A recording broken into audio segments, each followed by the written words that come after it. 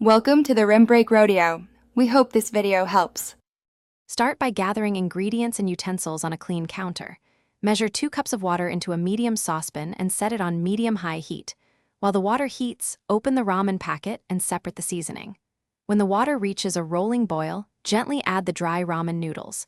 Stir slowly to separate the strands so they cook evenly. Cook the noodles for 3-5 minutes, following package texture preferences and timing. Before draining, scoop out 1 tablespoon of noodle water into a small bowl for later use. While the noodles rest briefly, focus on creating a flavorful broth base.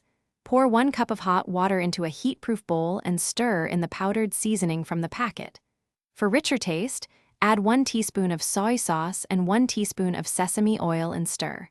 Taste the broth and adjust salt carefully so it does not become too salty.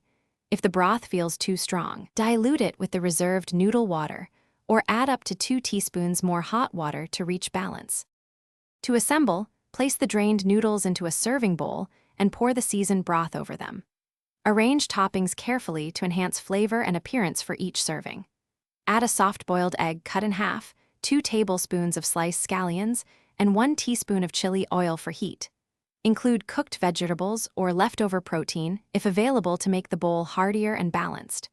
Taste the final bowl and adjust broth thickness with the reserved noodle water if needed. Serve immediately while piping hot for the best texture and aroma. Thanks for watching. Consider subscribing if we helped you.